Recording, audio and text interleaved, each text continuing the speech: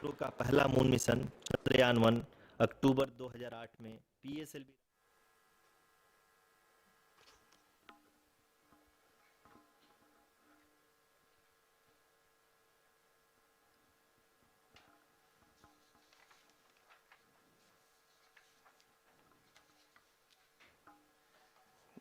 धन्यवाद आरुषि। अगर मैं सही मायने में कहूं तो अंतरिक्ष का कोई भी मिशन हो और चाहे किसी भी देश के द्वारा संचालित किया जा रहा हो, इसरो मिशन की निश्चितता और अनिश्चितता के बीच बहुत ही महीन अंतर होता है, जिससे कि एक मिशन सफल या असफल होता है। लेकिन ना हम थके ना हम हारे। हमने पिछली कमियों को सुधारते हुए आज पूरी तरह से आश्वस्त किया है कि लैंडर मॉड्यूल निश्चित तौर पे चंद्रमा के सतह पर सेफ और सॉफ्ट लैंडिंग करेगा। सभी दर्शकों के जानकारी के लिए अब हम इसरो के अब तक के सभी लूनर मिशंस को संक्षिप्त विवरण प्रस्तुत करेंगे। जी हाँ, इसरो का पहला मून मिशन चंद्रयान 1 अक्टूबर 2008 में पीएसएलवी रॉकेट के द्वारा सफलतापूर्वक प्रक्षेपित किया गया था। चंद्रयान 1 ने चंद्रमा के सतह पर पानी की खोज करके पहले ही इतिहास रच चुका है। यही कारण है कि आजकल विश्व के तमाम अंतरिक्ष वैज्ञानिक और स्पेस एजेंसियां चंद्रमा को और करीब से जानने के लिए उत्सुक दिख रही हैं।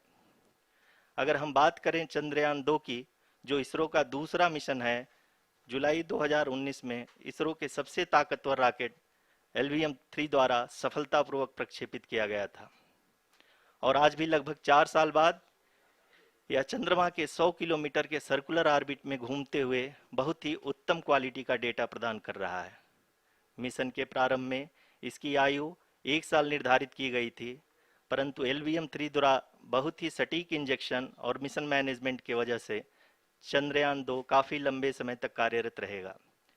अब तक चंद्रयान 2 चंद्रमा के लगभग सभी भागों का चित्र ले चुका है।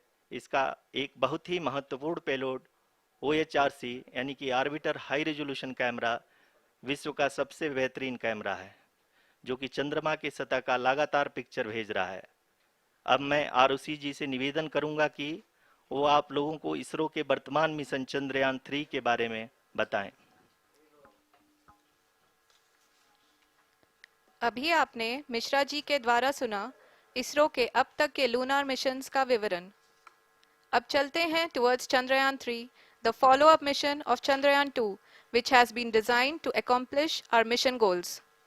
The primary objective of Chandrayaan-3 mission is the demonstration of safe and soft landing on the lunar surface. This demonstration is a critical aspect for ISRO's future interplanetary missions. In addition to this, the mission objectives also include demonstration of roving capability and conduction of in situ scientific experiments on Moon's surface. Carried on the shoulders of India's heaviest rocket LVM-3 on the 14th of July, Chandrayaan-3 was placed in the precise elliptic parking orbit of size 170 by 36,500 kilometers. ISRO, in its mission plan of following the incremental trajectory approach, carried a total of 5 earthbound maneuvers. The fifth apogee-raising maneuver, which took place on the 25th of July, placed the spacecraft in an orbit of 250 by 1,27,000 kilometers. At the early hours of 1st August, the translunar injection was carried out, after which the composite module began the final leg of its long journey of nearly 3,84,000 kilometers for its rendezvous with the Moon. The TLI was a key step in the mission, enabling the spacecraft to escape Earth's gravitational pull and travel to the Moon. An orbit of 288 by 3,69,328 kilometers was achieved at the end of the translunar injection. जी हाँ, translunar injection किसी भी interplanetary mission के लिए बहुत ही आवश्यक परंतु कठिन operation होता है।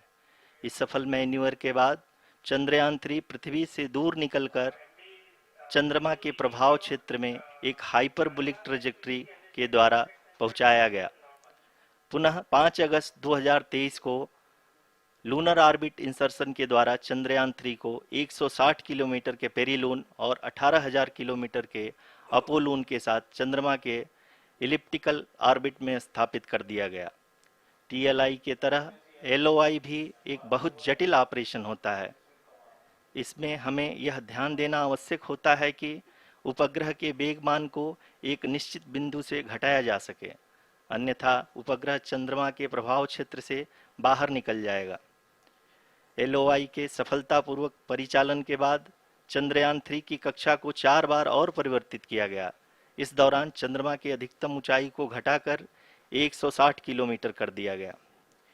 इस पूरी प्रक्रिया में प्रपल्सन मॉड्यूल का लगभग 755 किलोग्राम ईंधन का उपयोग हुआ और चंद्रयान 3 के वेगमान को लगभग 850 धूप में तुझसे ठंड मीटर प्रति सेकंड कम कर दिया गया। लैंडर मॉड्यूल को लगभग 150 किलोमीटर के सर्कुलर ऑर्बिट में स्थापित करने के बाद 17 अगस्त 2023 को प्रपल्सन मॉड्यूल से अलग कर दिया गया। पुनः लैंडर मॉड्यूल के ऑर्बिट को 2 डीबूस्ट मैन्यूवर्स के द्वारा 150 किलोमीटर के सर्कुलर ऑर्बिट से घटाकर 25 गुणे 130 किलोमीटर के एलिप्टिकल ऑर्बिट में स्थापित कर दिया गया। इस दौरान यह भी सुनिश्चित कर दिया गया कि 800 न्यूटन के चारों थ्रोटेबल थ्रस्टर्स पावर डिसेंट के समय किसी भी चुनौती का सामना कर सकें। लैंडर मॉड्यूल इस ऑर्बिट में 4 दिन तक चंद्रमा की परिक्रमा करता रहा ताकि इसके सभी सब सिस्टम को पावर डिसेंट से पहले कार्यात्मक रूप से वेरीफाई और वैलिडेट किया जा सके। इस दौरान चंद्रयान 2 और लैंडर मॉड्यूल की आपस में बातचीत भी हो चुकी है। और संक्षेप में अब तक की यात्रा की बात करें तो लैंडर मॉड्यूल अब तक 21 बार पृथ्वी के और लगभग 120 बार चंद्रमा का चक्कर लगा चुका है और इस पूरी यात्रा में लगभग 55 लाख किलोमीटर की यात्रा भी पूरी कर चुका है। अब तक के इस पूरे अभियान में यह भी सुनिश्चित किया गया कि सारे ऑर्बिट मैन्यूवर्स इस प्रकार किए जाएं कि लैंडिंग साइट पावर डिसेंट की शुरुआत से ही लैंडर के ऑर्बिटल प्लेन में बना रहे।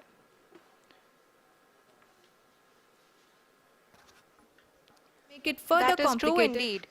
We have arrived at the crucial juncture wherein the orbit plane contains the desired landing site at the start of powered descent. We are also happy to announce that live images from the Chandrayaan-3 lander imager camera is being received continuously. The demonstration of soft landing on the moon's surface is no ordinary feat due to the innumerable challenges and complexities involved. The lander velocity has to be killed from nearly 6,048 kilometers per hour without any aid from the thin and tenuous moon's atmosphere. The lunar dust at the time of landing and the craters and boulders scattered over the moon's surface make it further complicated to achieve this. The new and improved Chandrayaan-3 design has been built after envisaging all the scenarios which the lander module can encounter. With several software improvements, provision for full-level redundancies, a plethora of special tests, namely the integrated hot test, integrated cold test, and lander leg drop tests were carried out for the lander module. The success of these tests has provided great confidence in the performance of all the onboard sensors, propulsion system, and associated guidance, control, and navigation algorithms. The key findings during the tests have enabled to improve the overall system performance. The largely unexplored south pole of the moon has been chosen as the intended landing site since there is a possibility of finding ice and other minerals which would be vital resources for future explorers. Apart from continuing investigations pioneered by Chandrayaan-1 and Chandrayaan-2, the Chandrayaan-3 mission will also provide invaluable data to the science community around the world. Let us give our viewers a glimpse on the configuration of Chandrayaan-3 mission.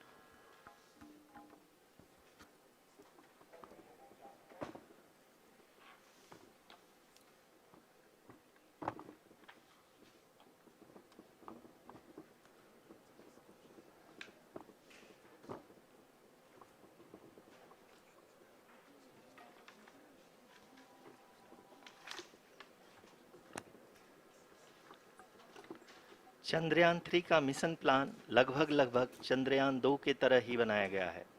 यहाँ यह भी सुनिश्चित किया गया है कि चंद्रयान 3 को rocket से अलग होने से लेकर के चंद्रमा के निकटतम कक्षा में स्थापित होने तक सारी गतिविधियां चंद्रयान 2 के तरह ही हों।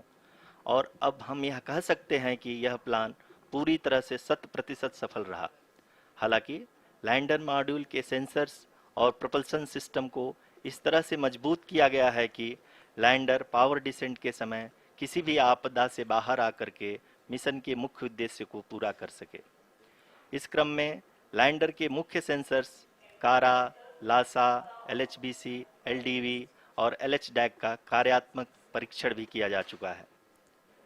LDV, जो कि पूर्णतः स्वदेशी तकनीकी से बनाया गया एक नया सेंसर है, इसका मुख्य कार्य लैंडर के वेलोसिटी को तीनों अक्षों में कंप्यूट करना है। पावर डिसेंट के दौरान लैंडर के सटीक पोजीशन और वेलोसिटी का ज्ञान होना बहुत ही आवश्यक है। लिराप यानी laser inertial referencing and accelerometer package इस कार्य को पावर डिसेंट के दौरान बखूबी निभाएगा।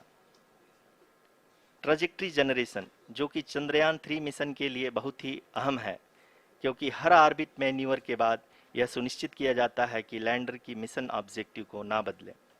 इस क्रम में मैं यह भी आपको बता दूं कि ऑर्बिट डिटर्मिनेशन, जो कि उपग्रह के पोजीशन और वेलोसिटी को बहुत ही एक्यूरेटली बताता है, एक बहुत ही कठिन और जटिल कंप्यूटेशन और एस्टिमेशन होता है।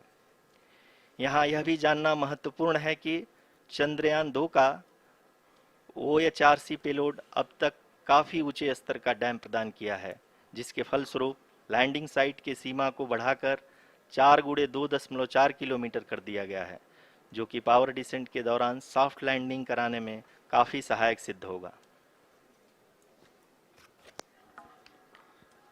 Apart from the sensors, Chandrayaan 3 is equipped with a suite of sophisticated payload instruments.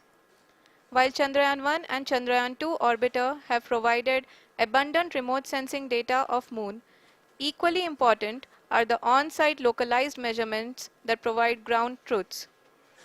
Lander and rover have payloads which are completely new and will perform in situ analysis of lunar surface.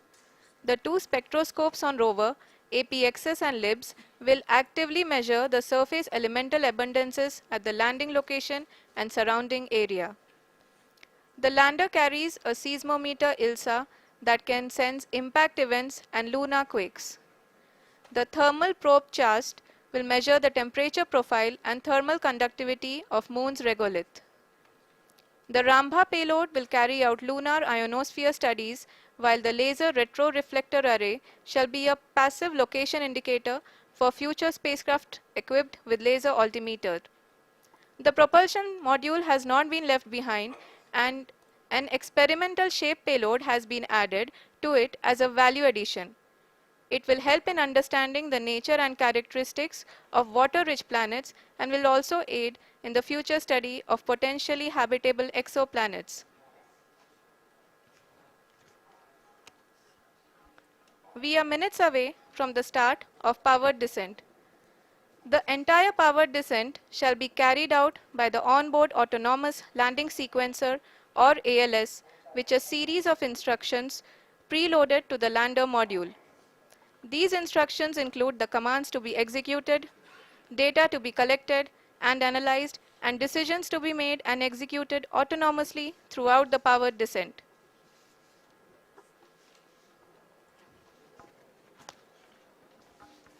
जी हाँ, अब हम power descent के बहुत ही करीब आ चुके हैं। हम आपको बताते चलें कि पावर डिसेंट को कुल 4 चरणों में बांटा गया है। सबसे पहले आता है रफ ब्रेकिंग फेज, जिसमें लैंडर की ऊंचाई को चंद्रमा की सतह से 30 किलोमीटर से घटाकर 7.4 किलोमीटर कर दिया जाएगा। इस पूरी प्रक्रिया को पूरा करने में लगभग 11.5 मिनट लगेगा और इसका समानांतर वेग 1680 मीटर प्रति सेकंड से घटाकर 358 मीटर प्रति सेकंड हो जाएगा। We have continuous flow of lander telemetry data from ISRO's Deep Space Network IDSN-32 located in Belalu, Bengaluru. The data is being acquired real-time by station and is flown to the Mission Operation Complex through our communication links. In addition to it, we also have support from ESA and JPL DSN stations. There will be no ground intervention once the ALS takes charge. The preparation for today's event had started 48 hours before, wherein various pre-selections and uplinking of parameters for the autonomous landing sequence were carried out. The whole descent is divided into 4 phases: the rough braking phase, the attitude hold phase, fine braking phase, and the local navigation phase or the terminal descent phase.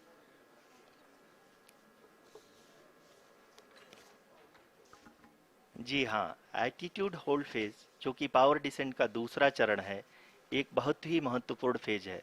इस 10 second के small duration के दौरान lander के दो महत्वपूर्ण sensor कारा और Lasa lander की ऊंचाई की गणना करेंगे। इस फेज के पूरा होते ही लैंडर चंद्रमा के सतह से कुल 6.8 किलोमीटर की ऊंचाई पर होगा। During the rough braking phase, the lander velocity shall be brought down from 1680 meters per second to 358 meters per second. The altitude will be brought down from 30 kilometers to 7.4 kilometers at the end of rough braking.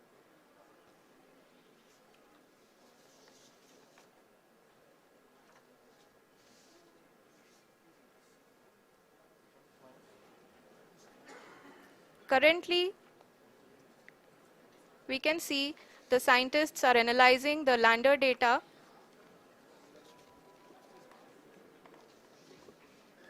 जी हाँ, हम ये देख सकते हैं कि mission operation complex रूप में बैठे सभी वैज्ञानिक ये जो भी डेटा देख रहे हैं वो डीप स्पेस नेटवर्क आईडीएसएन 32 के द्वारा प्रोवाइड किया जा रहा है। और अगर हम अब बात करें पावर डिसेंट के तीसरे चरण का, जो कि फाइन ब्रेकिंग फेज होगा, जिसमें लैंडिंग साइट से जस्ट 800 मीटर की ऊंचाई पर वर्टिकली होगा।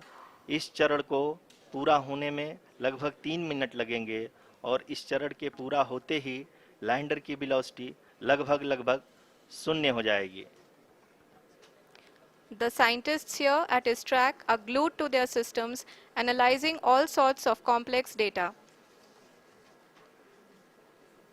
We are very close to the powered descent, to the start of the powered descent phase.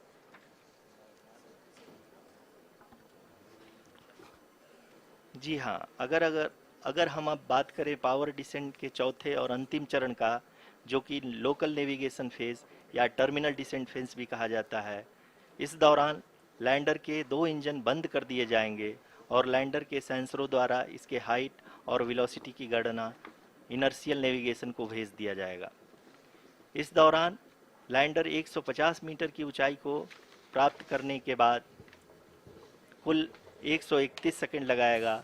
इस पड़ाव पे आने के बाद पुनः लैंडर 22 सेकंड के लिए हॉवरिंग करेगा।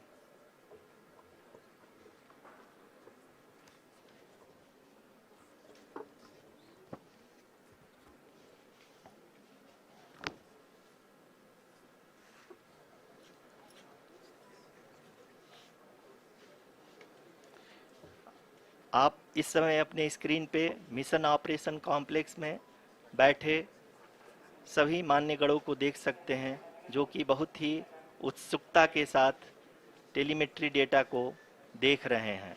अभी हम लोग पावर डिसेंट शुरू होने से जस्ट कुछ ही पल दूर हैं।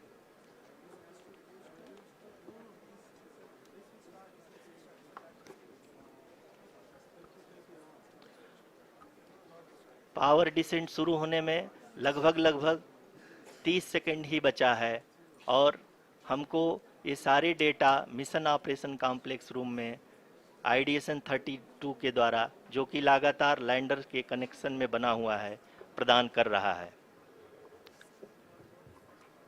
Dear viewers, the pivotal power descent has begun and the lander module is propelling towards the moon's surface along the intended trajectory.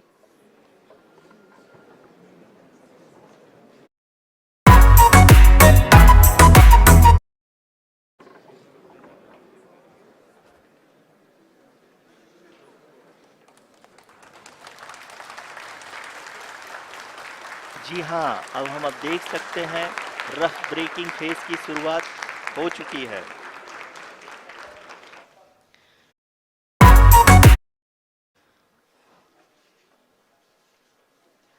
During this rough braking phase, the lander velocity shall be brought down from 1680 meters per second to 358 meters per second. The altitude will be brought down from 30 kilometers to 7.4 kilometers at the end of rough braking. All this in the duration of 690 seconds or 11.5 minutes. Currently, the Laser Inertial Reference and Accelerometer package (LIRAP) is aiding in the navigation. जी हाँ, अभी आप अपनी screen पे देख सकते हैं कि lander अब तक कुल 191 किलोमीटर हॉरिजेंटल दिशा में चल चुका है और अभी तक इसकी वेलोसिटी लगभग 31 किलोमीटर बनी हुई है।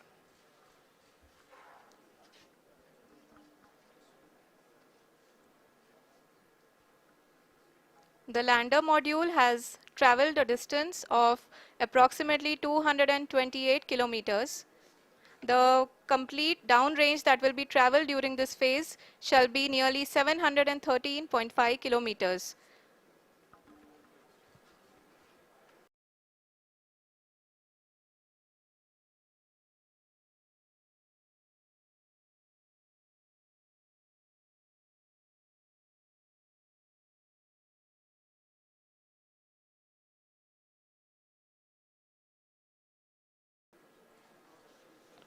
जी हाँ, कुल 745 किलोमीटर के इस रफ ब्रेकिंग फेज में आप देख सकते हैं कि हम लोग लगभग अपनी यात्रा 20% कंप्लीट कर चुके हैं।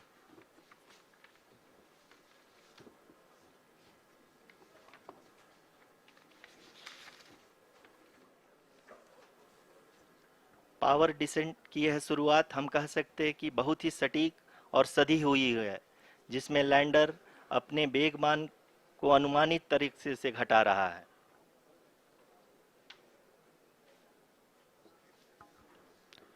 The altitude of the lander module will reduce from 7.4 kilometers to 6.8 kilometers. During the next phase, which is going to be the attitude hold phase. We can currently see that the altitude of the lander module is nearly 31 kilometers. Arushi, अभी हम इस ground race को देखते हुए कह सकते हैं कि रफ ब्रेकिंग फेज की शुरुआत बहुत ही अच्छे तरीके से हुई है। आप ये देख सकती हैं कि जो भी प्रोजेक्टेड ग्राउंड रेस है उसी पे अपना लैंडर मॉड्यूल आगे चलते हुए बढ़ रहा है। अभी तक ये देखा जा सकता है कि लैंडर मॉड्यूल लगभग 370 किलोमीटर क्षैतिज दिशा में चल चुका है। The mission operations team is analyzing the data. We can all see the seriousness and the concentration with which each and every parameter of the lander module is being analyzed.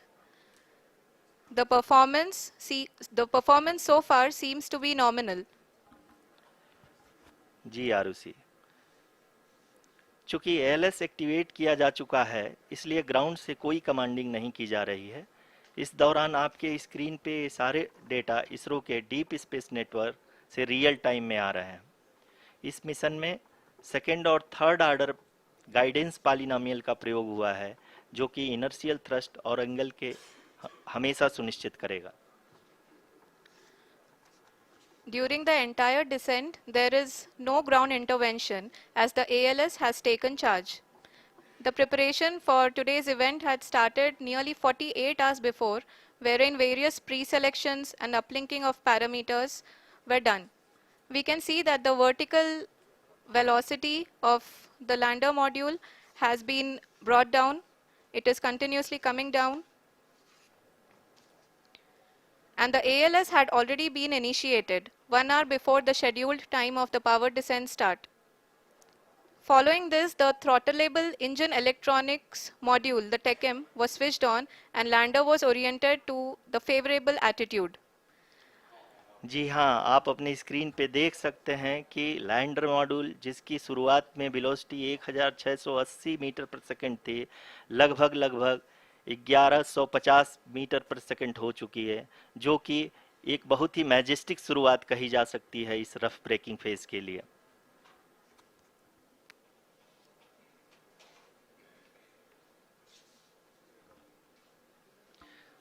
यहाँ पे मैं आपको ये भी बताते चलूँ कि आप अपने स्क्रीन पे देख सकते हैं कि द लैंडर मॉड्यूल का आल्टीट्यूड धीरे धीरे अब कम होता हुआ दिख रहा है, और जो कि एक्सपेक्टेड भी है। अभी हम बात करें करंट आल्टीट्यूड की, तो जो कि 28.6 किलोमीटर के आसपास है। आप स्क्रीन पर ये भी देख सकते हैं Chandrayaan 3 lander imager display. The lander imager is continuously taking photographs of the moon's surface, and that is also being streamed here. Currently the horizontal velocity has been brought down and the distance traveled is 574 kilometers. The current altitude is 27 kilometers as can be seen on the screen. जी हाँ, करीब करीब अपने आधे सफ़र को पूरा करते हुए इस रफ ब्रेकिंग फेज में लैंडर बहुत ही आगे की तरफ बढ़ते हुए अपनी ऊंचाई को घटा रहा है। अगर अब बात करें तो लैंडर की ऊंचाई चंद्रमा के सतह से लगभग 27 किलोमीटर से नीचे हो चुकी है, करीब करीब 26.7 किलोमीटर के आसपास है। The next phase after the rough braking phase is the attitude hold phase, which will be for a duration of nearly 10 seconds. The lander will be oriented such that both the altimeters will be looking exactly towards the moon's surface.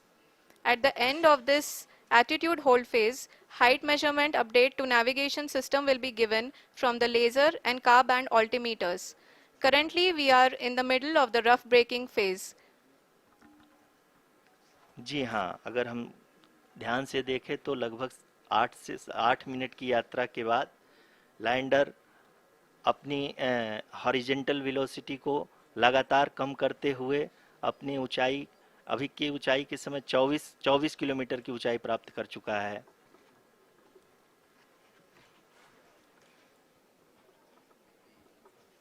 अब तक के आंकड़े को देखते हुए हम कह सकते हैं कि लैंडिंग पूरी तरह से नॉमिनल है। यहाँ पर हम देख सकते हैं कि हॉरिजेंटल वेलोसिटी लगातार कम होती हुई दिख रही है।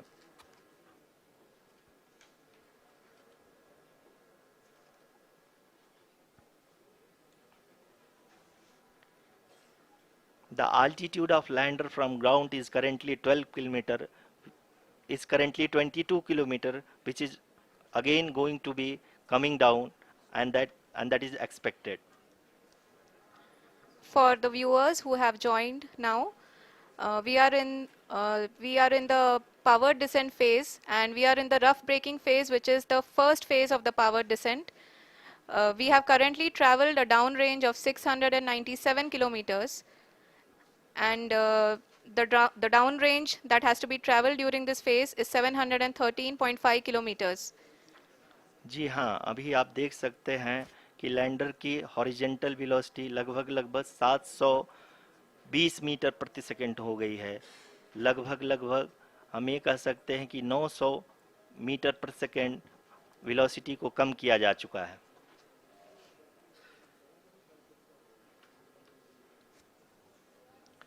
At the same time, we can see the altitude of the lander is just 17.8 kilometer from the moon surface, which is going to be around 7.4 at the end of the rough braking phase.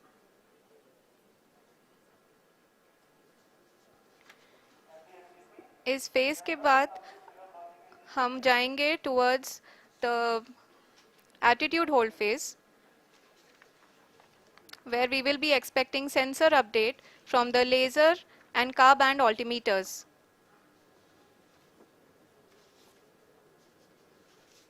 We can see the visualization of the lander module moving towards the moon's surface. The current altitude is nearly 15.2 kilometers and the distance traveled is 754 kilometers. We can also see the image that the lander imager camera has been providing. जी हाँ, इस rough breaking phase के दौरान 800 Newton के चारों throttle engine अपने कार्य को पूरी तरह से अंजाम दे रहे हैं और लैंडर के हॉरिजॉन्टल वेलोसिटी को लगातार कम कर रहे हैं। अब तक लैंडर लगभग अपने 75 से 80% की यात्रा को पूरा कर चुका है।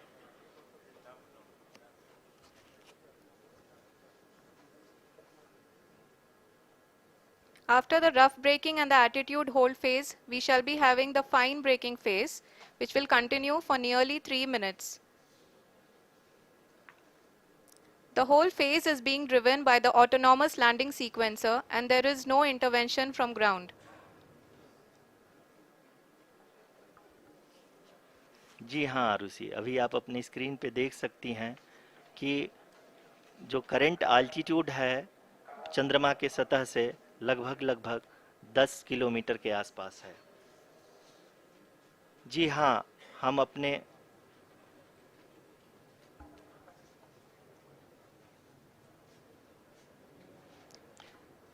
जी हाँ, हमारे प्रधानमंत्री जी श्री नरेंद्र मोदी जी हम सभी का उत्साहवर्धन करने के लिए दक्षिणी अफ्रीका के जोहानसबर्ग से जुड़ गए हैं।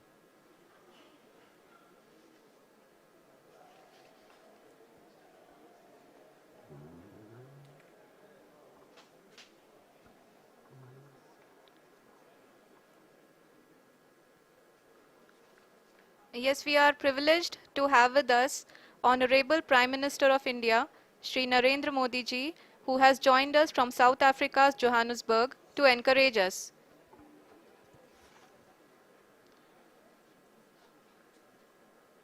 जी हाँ, आप ये देख सकते हैं एल्टीट्यूड होल्ड फेस भी बहुत ही आसानी से लैंडर फेस ने पार कर लिया है और अब फाइन ब्रेकिंग की शुरुआत हो चुकी है।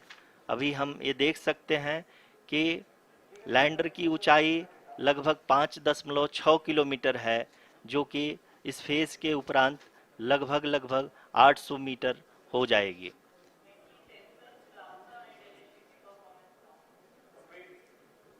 We can hear from the mission operations team that the sensors are performing nominally.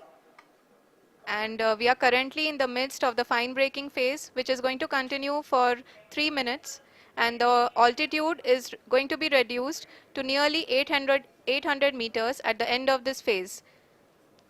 जी हाँ, जैसा कि आरुषि जी ने बताया कि लगभग 3 मिनट के उपरांत लैंडर की हाइट लगभग 800 मीटर वर्टिकली होगी और यहाँ पे लैंडर की horizontal velocity, vertical velocity, even down range भी लगभग शून्य होगा। We can see the visual of the lander module and we can see that the downrange traveled is nearly 831 kilometers.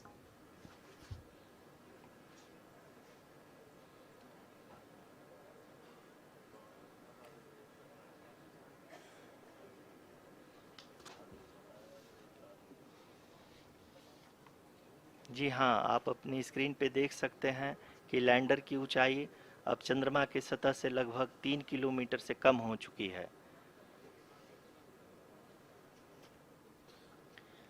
We are very close to the moon's surface, nearly 2.6 kilometers as we can see.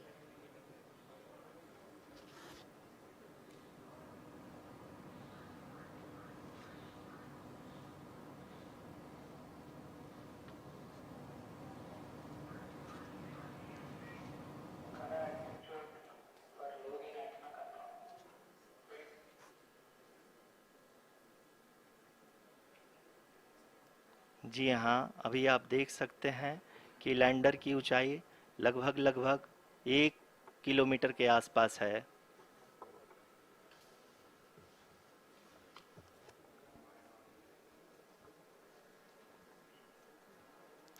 We are nearing the final phase of the power descent, which is going to be the vertical descent phase or the local navigation phase. जी हाँ, अब हम fine breaking wave के एकदम करीब आ चुके हैं। हाँ, आप तालियों के गड़गड़ाहट से सुन सकते हैं कि हम लोगों ने तीसरे चरण को भी बहुत ही सफलतापूर्वक हासिल कर लिया है और अभी हम वर्टिकल डिसेंट फेज में आ चुके हैं, जिसकी शुरुआत भी बहुत ही अच्छे ढंग से हो चुकी है।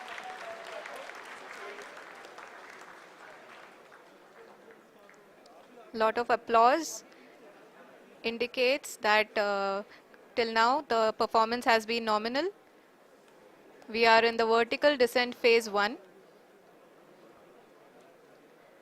the altitude is being brought down from 800 meters and we are nearing and approaching the lunar surface.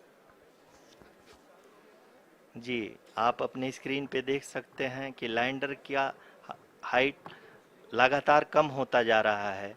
इस समय हम लैंडिंग साइट के जस्ट ऊपर हैं और इस समय इसकी ऊंचाई लगभग 600 मीटर के आसपास है। इस फेज के दौरान लगभग 150 मीटर के ऊंचाई पे पहुंचने के बाद लैंडर अगेन लगभग 20 से 22 सेकंड के लिए हॉवरिंग करेगा। We are above the landing site. The horizontal as well as the vertical velocity is now being constantly reduced. And the lander module has begun its descent towards the landing site.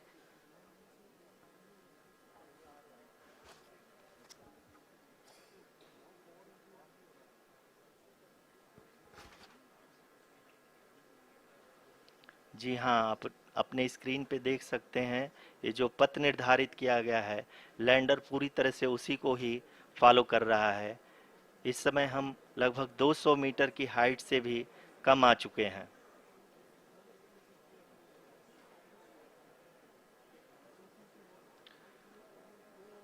अब हम ये देख सकते हैं कि हम लगभग 150 metre की ऊंचाई पे हैं चंद्रमा के सतह से।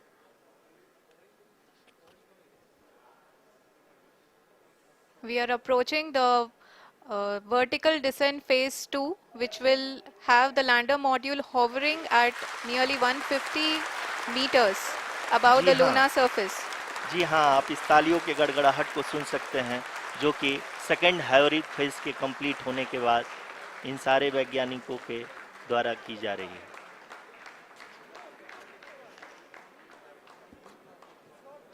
जी हाँ, आप अगर फिर से ध्यान से देखें तो एल्टीट्यूड पुनः कम होता जा रहा है। अभी हम लोग लगभग 135 मीटर की ऊंचाई पे हैं। The sensors that are updating at this point are providing confirmation of the safety of the landing site. As expected, the retargeting is going on and this is a very good signature for the lander. अभी आप ये देख सकते हैं कि lander की ऊंचाई लगभग 65 मीटर के आसपास बची हुई है।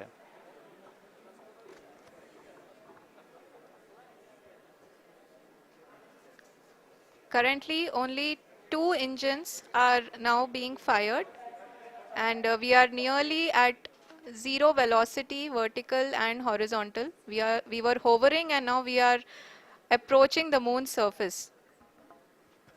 धीरे धीरे लैंडर की वेगमान को कम किया जा रहा है और हम अब लगभग 50 मीटर से भी कम आ चुके हैं। We can see the Honorable Prime Minister, Shri Narendra Modi ji, who is here to encourage us, and he is critically looking at the visuals.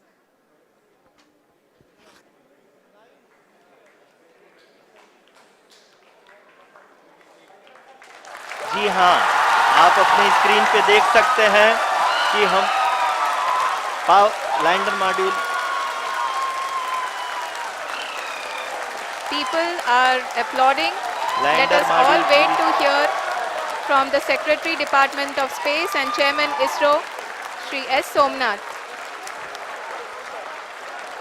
Lander module पूरी तरह से सेफली और सॉफ्टली चंद्रमा के सतह पे लैंड हो चुका है। ये हम लोगों के लिए बहुत ही गर्व की बात है। हिंदी में एक कहावत है कि चंदा मामा दूर के, लेकिन अब हम ये कह सकते हैं कि चंदा मामा अपने घर के। बहुत ही उम्दा. The hard work of the entire ISRO community has come to fruition.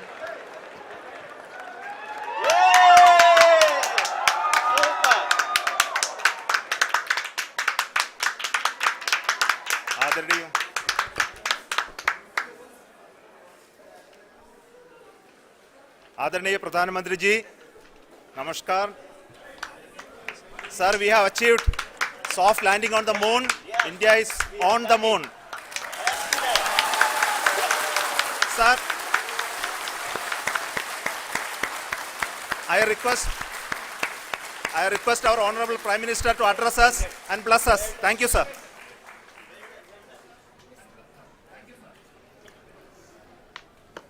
मेरे प्यारे परिवारजनों, जब हम अपनी आंखों के सामने ऐसा इतिहास बनते हुए देखते हैं तो जीवन धन्य हो जाता है।